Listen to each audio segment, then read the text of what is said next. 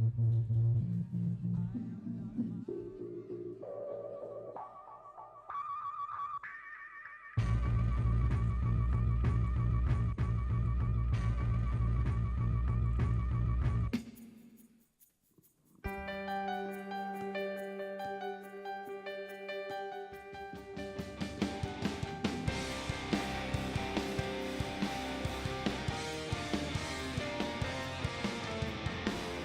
want to be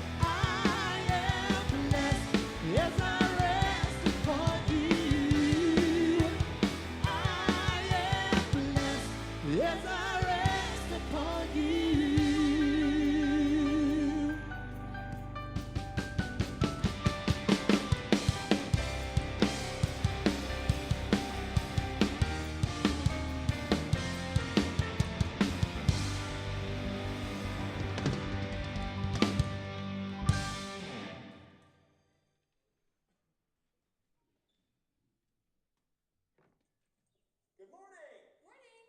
Good morning.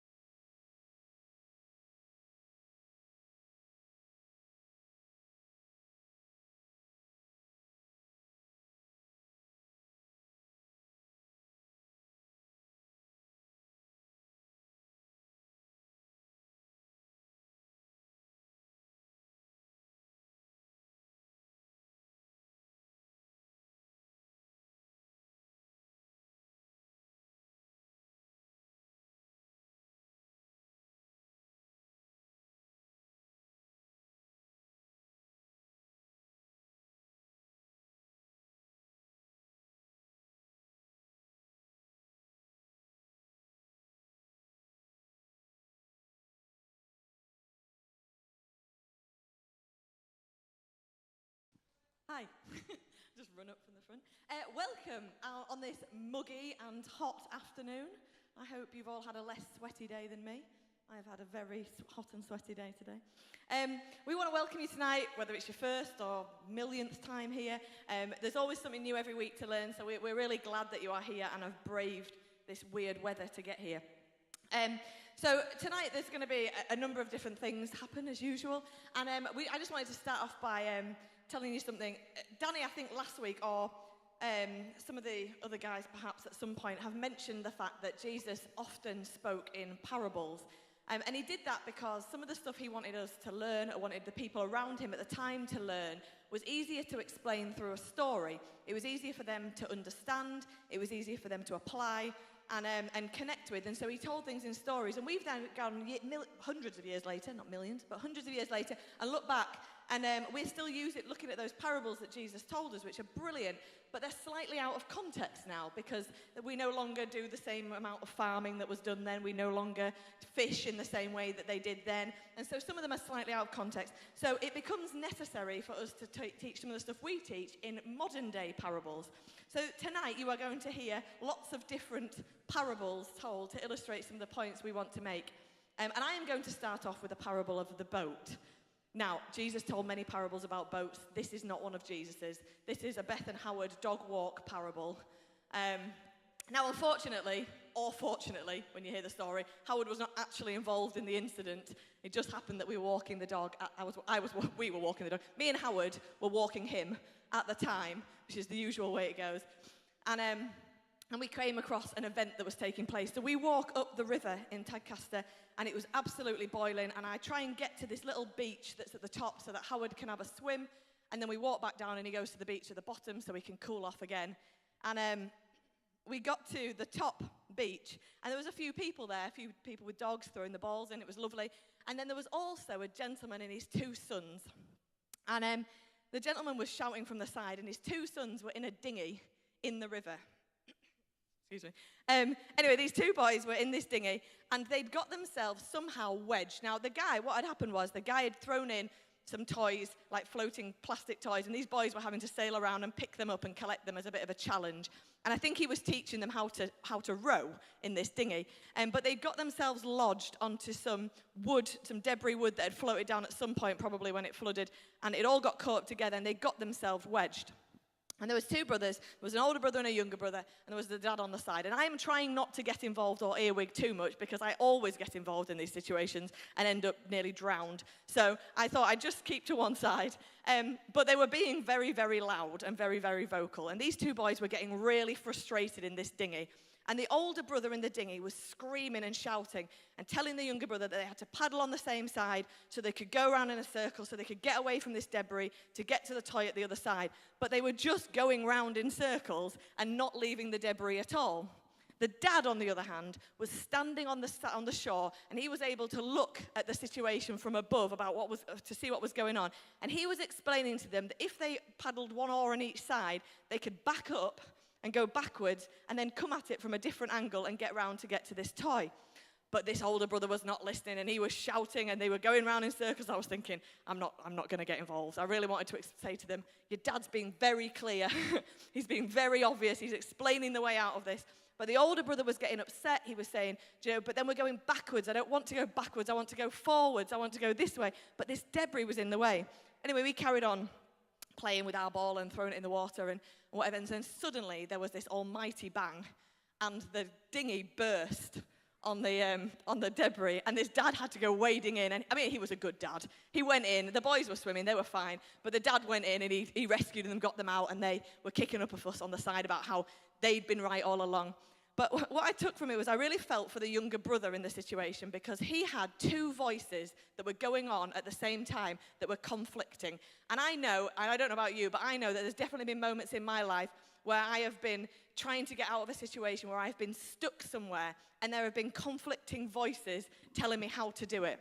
And the options often are a voice coming from the situation that I'm currently in and a part of, and an external voice. And sometimes it's really hard to discern which is wisdom, which is the voice you should follow, which is the way you should go. And we were talking about that this week, and I was saying, I feel personally that a voice of wisdom tries to get you unstuck, even if it takes you a bit backwards, even if it's inconvenient, even if it's not the comfortable way to go.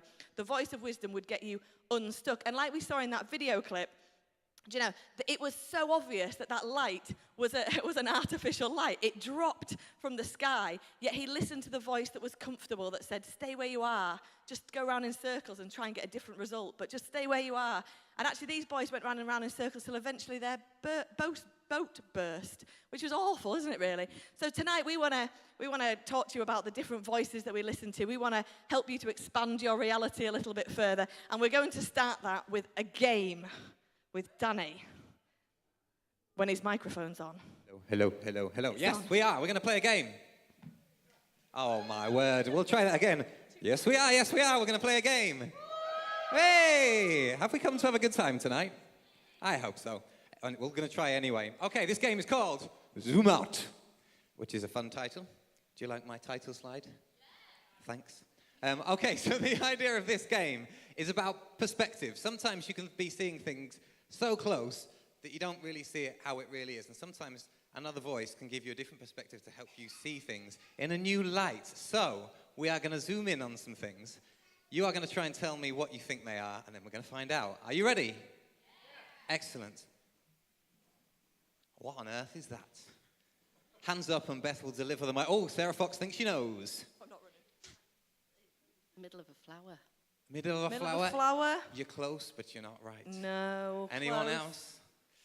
Oh, I'm going over this way. Devo thinks he knows. Hang on, I'll be back in a minute. Too late. But I think it might be right here. No, it's not one of them. A stick. Oh, you're close. You're very close. I'm going to give you guys one more chance. Charmaine. It's an apple. Who thinks it's an apple? Is everyone going? Let's have a little look. It is? So you were kind of right with the center of a flower. I don't know whether that is the center of a flower in the apple, is it? Anyway, well done, Charmaine. Excellent. Let's have a look at the next one. What on earth is that?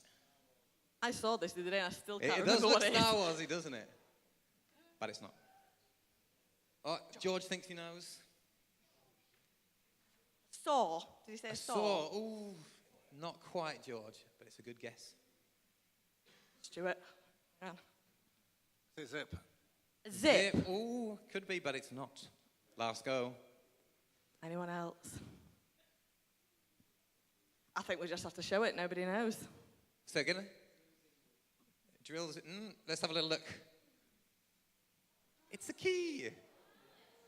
When I showed that to Beth at first, she was like, I still don't know what it is. It's the funny key. Anyway, let's have a look. Next one.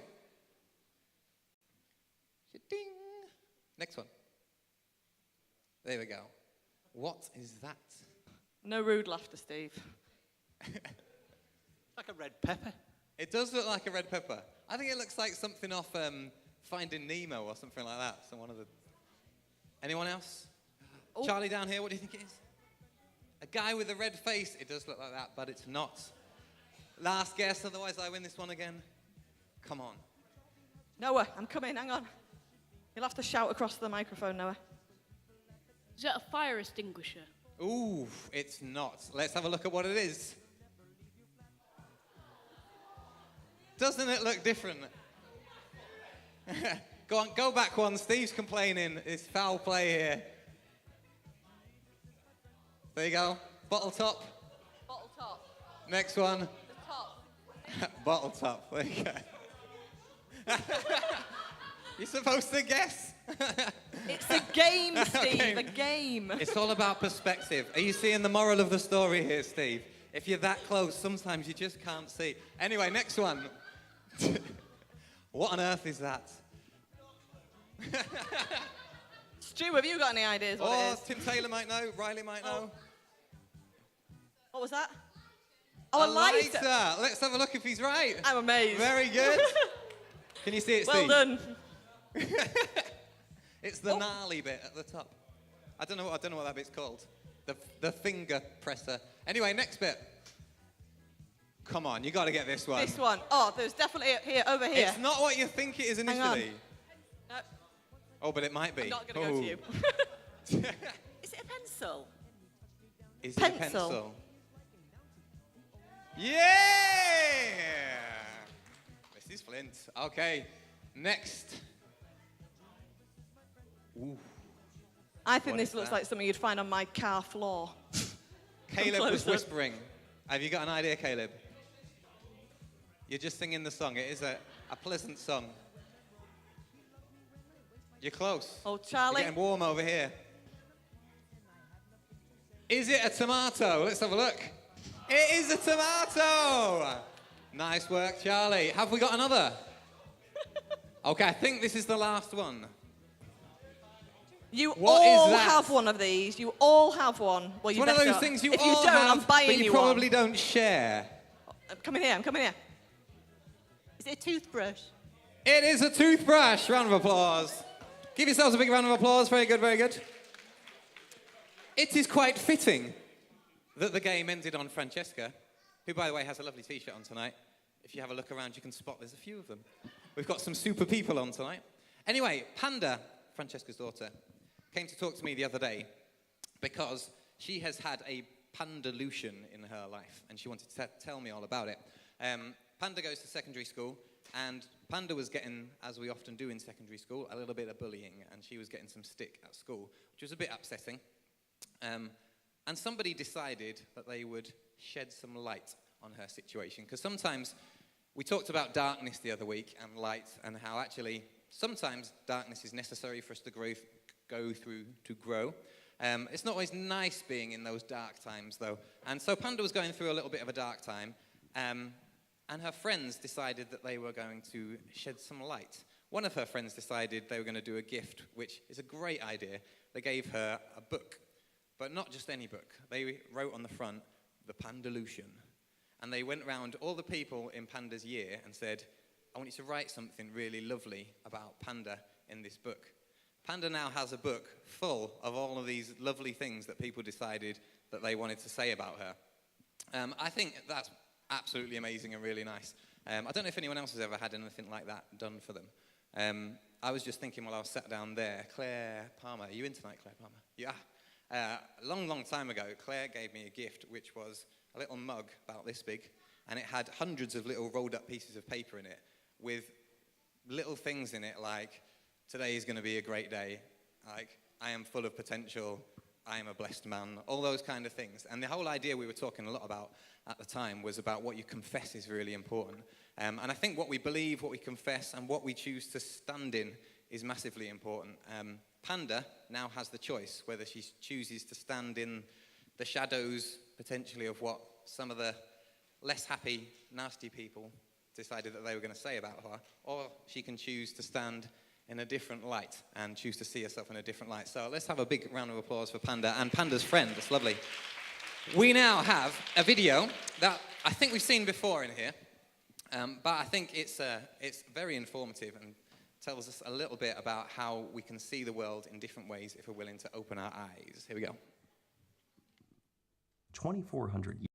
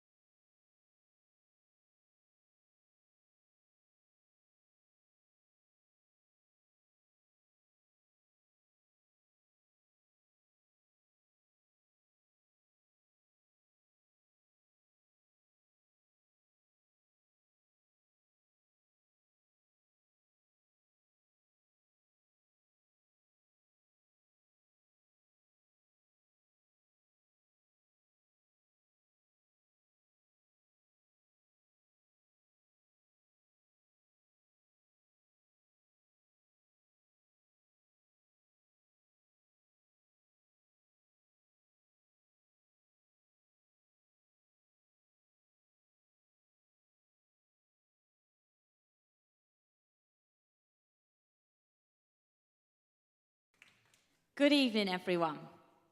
We have been sharing with you lots of concepts over recent weeks, and what I hope you've heard so far tonight is that we believe there might be a bigger picture to the one that you are currently seeing. And I know that a number of people have said, oh, well, we like what you're saying about the darkness and the light, and sometimes we've got to be in the dark to see the true light. But how would I recognize in my own life whether I'm looking at something up close and can't see it, or whether I'm seeing the truth? How do we begin to sort of know for sure when it's often a matter of our own perception? And so I was thinking about this a lot this week, thinking, how could we perhaps give you some tools to be able to help recognize these things in your life so that your reality that might be up close like this might be expanded. So I want to just share with you something that happened to me on Friday, and I'm going to call this the parable of the bird. And let's just imagine that this would be in my book of the Bible. Basically what happened on Friday is I was due to go to work, and just as I was about to leave, Graham said to me, why is there a bird just on our doorstep? Now, we have 2 cats, so we get a lot of birds, and they're not always in a good state. But there was this bird, and when I went outside, there was this little bird sitting on the step, not moving, and my cat, one of them, just staring at it.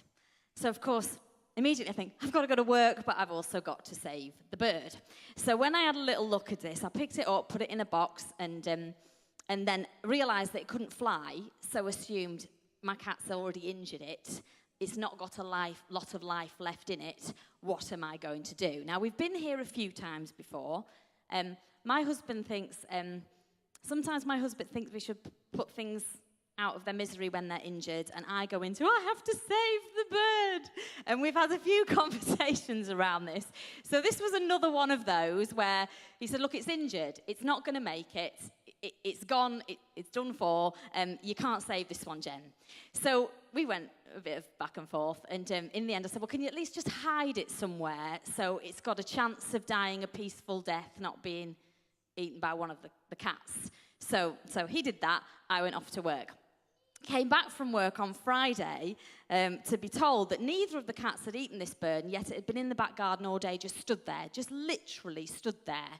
So I saw this as the sign that, oh my goodness me, this bird can still be saved. It is 8 hours later. I have gone to work and, done the right thing and done a good job, and I still have opportunity to save this bird. So I grabbed the box again, put the bird back in the box, grabbed Daniel, because I thought this will be a really good life lesson for my teenager on how you can save things. We got in the car. I drove the bird in the box to the vet's. Walked into the vet. Some of you already think I'm mad. Walked into the vet, said, I'm trying to save this bird from being eaten by my cats. And so she looked at me like I was fairly stupid. She went, I said, they've broken it. It can't fly. To which the person on reception said, it's a baby bird. It can't fly yet. So I thought, oh, okay, this is now already not what I thought this was going to be. And so she said, let me get the vet to have a look at it. Long story short, vet looks at the bird and says, oh no, this is just a baby bird. It's lost its way from a nest, or your cat's taken it from the nest. You'll put it into real shock by taking it away from its home. You've got to put it back near where you found it. So I said, yeah, but my cats will then eat it. They said, well, you're going to traumatize it more if you don't do that. So, of course, we get back in the car. Well, Daniel's been waiting in the car. I get back in the car, still with the bird in the box. And he says, why have you still got the bird? So all the way home, I'm saying, what am I going to do? What am I going to do? If I put it in the garden, the cats are going to eat it. How am I going to save this bird? So he said, why don't you just drop it off here, which was like on Clifton Bridge. I said, it can't find its way home. So at this point, I decided the most appropriate anecdote to share with my 14-year-old was the story of Finding Nemo. How in Finding Nemo, the mother couldn't find the fish because it was too far. So at least if we put it near our house, there's a hope that the mother will find the bird. By this time, I'm literally praying out loud that Jesus will save the bird. And Daniel's going, Mum, please don't pray that Jesus saves this bird. Please don't. So I decided to put it by the lake near our house. It's 100 yards. I thought birds can fly. The mother will find the bird. Birds can fly. So I left this bird by a tree near the lake. I cannot tell you how hard I found it walking away from that bird. I found it too hard walking away from that bird because I thought I'm leaving it all by itself, all alone without its mum. having had a traumatic day being stared at by my 2 cats. But then I heard a tweeting bird, and I thought, that's okay, another mother bird will adopt this one. So I went home, and my husband and my son by now are literally despairing of me. 2 hours, carried on with my day, and then I thought, I'm just going to go check it's all right.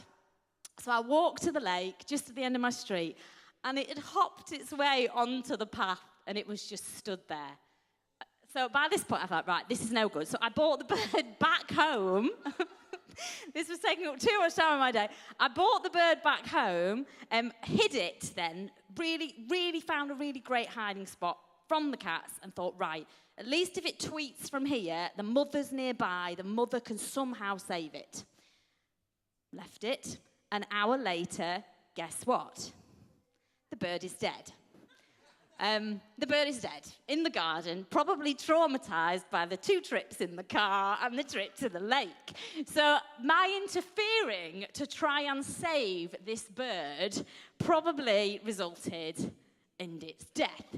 Now, the reason why this is a parable is because for me, if I just look up close, that's a story about a bird. If I stand at a distance, my reaction to what happened to this bird told me something about the walls that I hit in my life. Because I want to rescue things. I want to save things. I think if I work hard enough and go out of my way enough, I can. And you know what? Sometimes, guess what happens? I can't. And the thing dies anyway. And I wanted to use that as a practical example to show you how in our daily lives, we all sometimes are reacting to things, sometimes in ways that other people are finding weird. But if we are willing to, in those moments, think, why am I obsessing over this bird, we will stand back from those moments that happen to us in life, and we might just see something bigger going on about our beliefs and our attitudes, because I don't want to live my life with a belief that's going to destroy me and destroy something else because I won't let it go. Now, we're going to show you a clip now, and then there's going to be a song, which is all about Quasimodo from the movie Notre Dame. Obviously the place as well, and the story behind that, where he has to live hidden, and actually he looks down below at people who are having a real life, and he has to play around with pretend people, hoping that one day he gets to experience it for real. And we're going to carry on our thinking in a few minutes, but for now I want you to ask yourself, those things that seem to be you're reacting to in your life, they're probably telling you something that there might be more out there for you to realize and a greater reality to experience. So let's show the clip.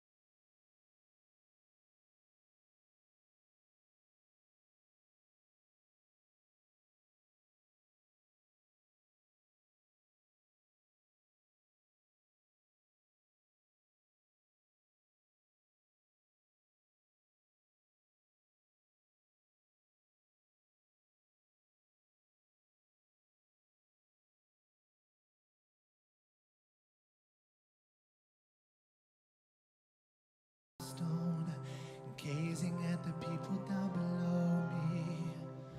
All my life I watch them as I hide up here alone, hungry for the histories they show me. All my life I memorized their faces, knowing them as they will never know me.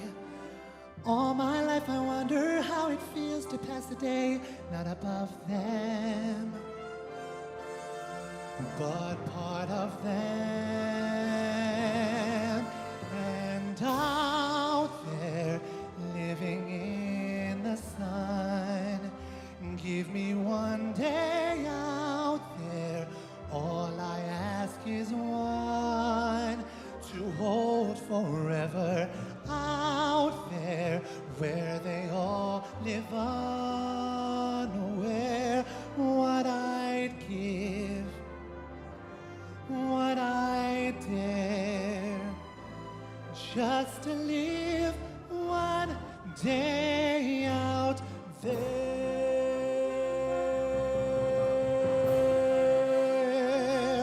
Out there among the millers and the weavers and their wives, through the roofs and gables I can see them. Every day they shout and scout and go about their lives, heedless of the gift it is to be them. If I was in their skin, I'd treasure every instant out there, strolling by the sand. Taste the morning out there, like ordinary men who freely walk about there. Just one day and then I swear I'll be content with my share. Won't resent, won't despair, old and bent, I won't care. I'll have spent one day out there.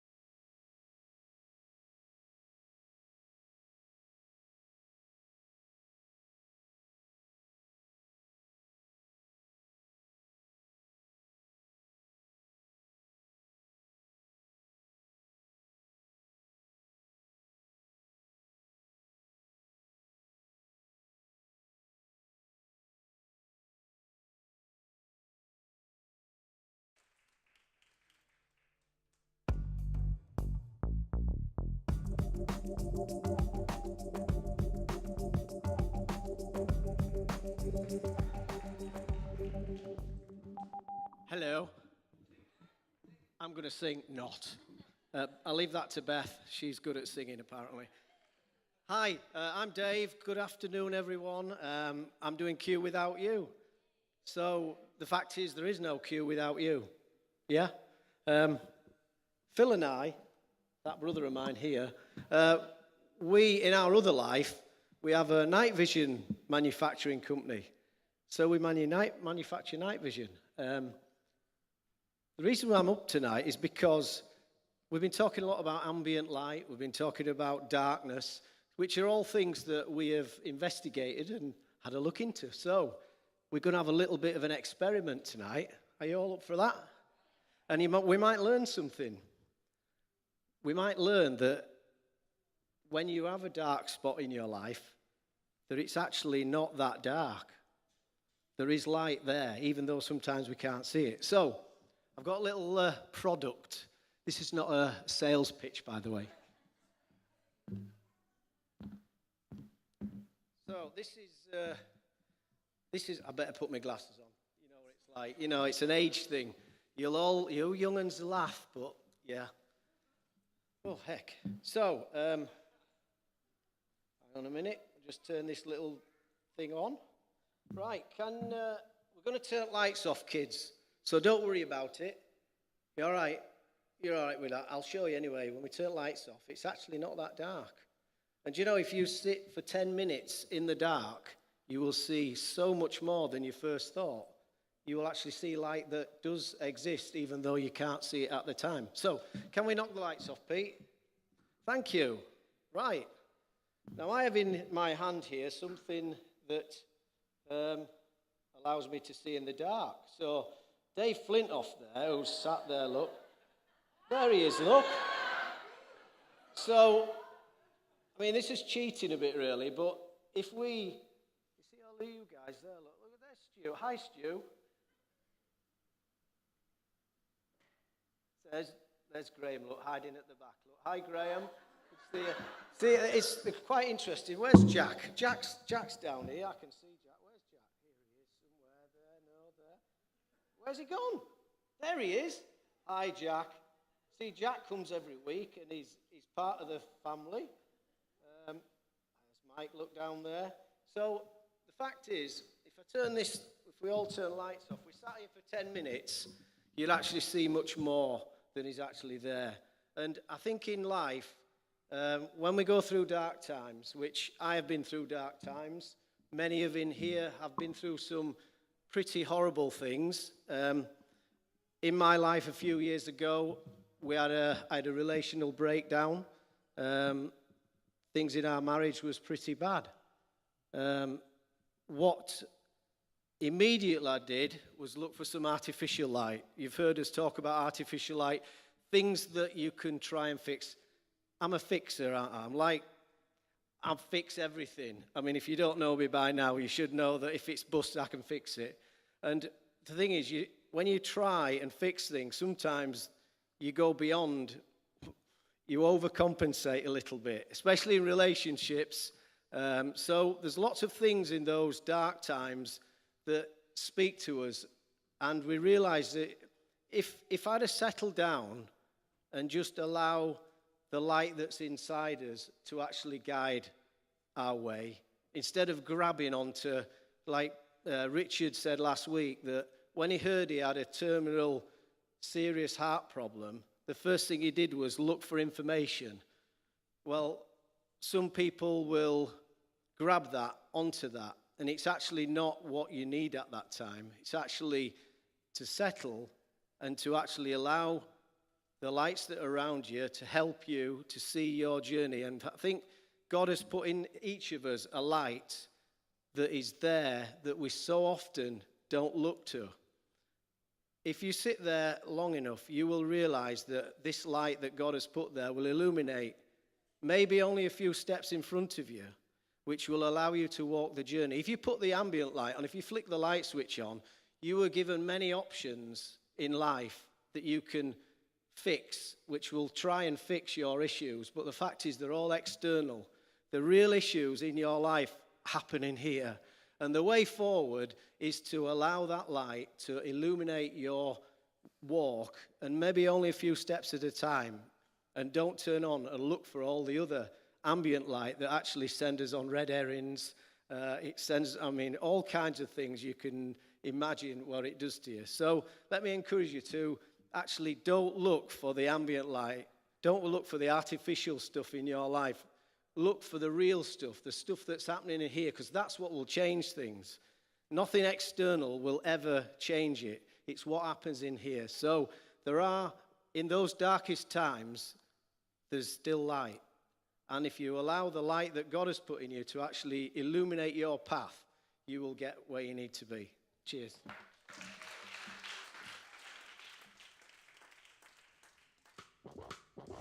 Brilliant stuff. Thanks, Dave. Okay, everybody, it's time to find out what is going on over the next week or so here at Q. As always, a big thank you to all of you who are so generous, because everything we do, both here locally and internationally, is funded by people like you. With that in mind, let's get ready to give to our weekly Pay It Forward offering. Any checks can go out to Q York, or you can give online at qyork.co.uk and click on Donate. Here's what's going on this week at Q. On Monday and Thursday, the lovely Eunice Craven will be offering a great selection of clothes to those that are in need. If your wardrobes are overflowing, then any donations are always welcome. On Tuesday morning, You and Your Little Ones is a great place to relax over a cuppa with other parents, whilst your preschool little ones play in a fun and safe environment. On Wednesday afternoon from 2 till 4, Joel will be hosting our tea dance with a wonderful selection of Latin and ballroom music. You can meet new people over a cuppa and a biscuit. On Wednesday evening at 7:30, Anth and Chris will be back with us, so expect to hear some exciting stories from their adventures in Salt Lake City. Thursday afternoon from 2 till 4, there's a great social get-together that John Band runs for those aged 55 and over, with quizzes, games and refreshments.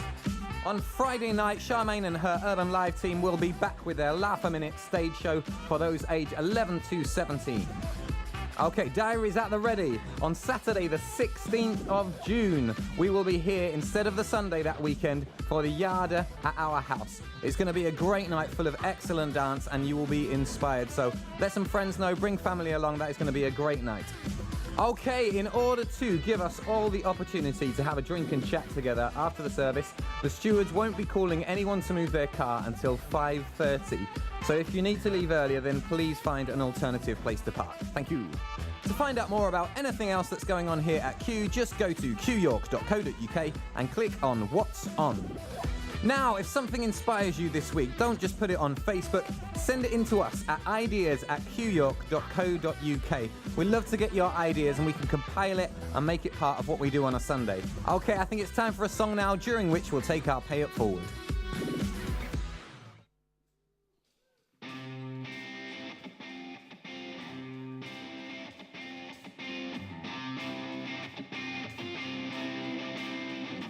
I was blind, now I can see. You made a believer out of me. I was blind, now I can see. You made a believer out of me. I'm moving on up now, getting out of the darkness. My light shines on, shines on.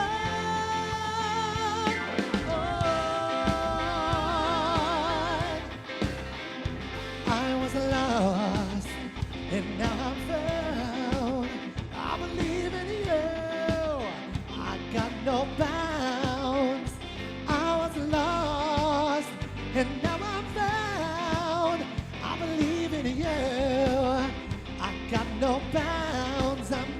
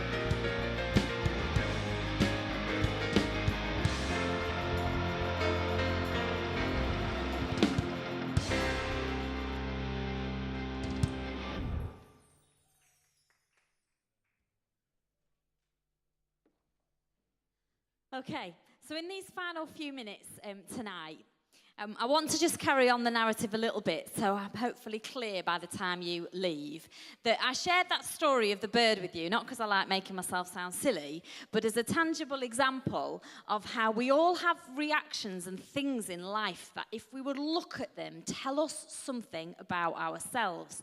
And I was genuinely really sad I couldn't save this bird, but it was about more than that. I get sad when I can't save things, when I can see things that need fixing or people who are alone or who are lost, and with all of my best efforts, I can't manage to make it okay. And I actually acquired that narrative at a very young age and followed it through, and it has been both my sanctuary, like Quasimodo, and at the same time my prison.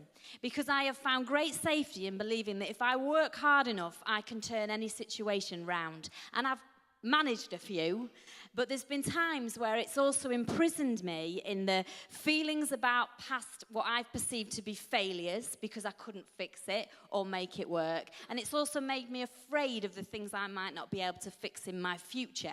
So one moment can tell me something that I'm believing and can help me to perhaps think I need to leave that sanctuary, and I certainly need to leave that prison. And so to leave our shadows behind, we've sometimes got to be willing to step back and see a bigger picture.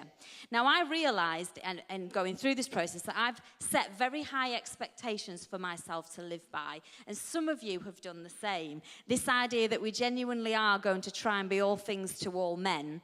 And actually, for me, it was rooted in a real religious spirit that had to self-attain, that it was, I can make it, I can be this great person who saves the world. I wasn't expecting anyone else to do that, just me, which then actually breeds a self-righteousness. But as we learn and grow and pay attention to our reactions in our day-to-day life and consider our responses, we can learn a lot about how we are wired, and then ask ourselves the questions about whether those walls we're hitting into are actually walls we want to keep living within. And actually, I find that asking that question, what is going on in me that I'm having such this strong reaction, and it can help me, because what we don't want to wear is a belief or feeling or attitude just because we've always worn it. It's like wearing an outfit you no longer fit in, or it's like the caterpillar deciding it's never going to become a butterfly because it's been quite happy being a caterpillar, thank you very much, and even though it's restrictive, it's going to stay there. Or some of you might prefer to call it being born again. Not as a one-time experience that only ever happens once, but as a daily, do you know what? I'm going to see it. I'm going to step into something new. Now, a while ago, we shared a story. In fact, we've probably shared it a few times. It's just a little extra parable about the parable of the twins. And the twins are in the baby's womb, and they're having a conversation. And one of them saying, oh, do you know, I can't wait to get out of here and really find this new life. And the other twins going, what do you mean a new life? This is all there is. We're just here. What are you talking about? And the other twin saying, well, you know, when we meet Mother. And the first twin saying, Mother? Who is Mother? And so it's this whole idea that for them both, within the womb of their experience, one of them believes that there's more, and the other thinks they've experienced everything there ever is to experience. And my favourite line in the story is when they talk about the belief in Mother, and the twin that believes in Mother says, do you know what, if you listen, really, when it's really, really quiet in here, sometimes you can hear her voice. And there's another voice calling you out tonight to somewhere new. And actually, if we only ever stay with the familiar, never questioning it, because it's what we've always known, we live in that bubble. And actually, most of the time, we don't so much fear the unknown in our life as we fear that all that we've known coming to an end. So we're going to watch a last clip from the parable of the Truman Show. And you saw a clip at the beginning. This guy lives in an artificial world that has been made for him by television producers, and he doesn't know that it's actually a TV show, and he is the star. But he starts to hear niggles, and he starts to believe there might be something more, and things stop adding up, and one day decides to push free and see what happens at the other end of the wall. Let's just take a look.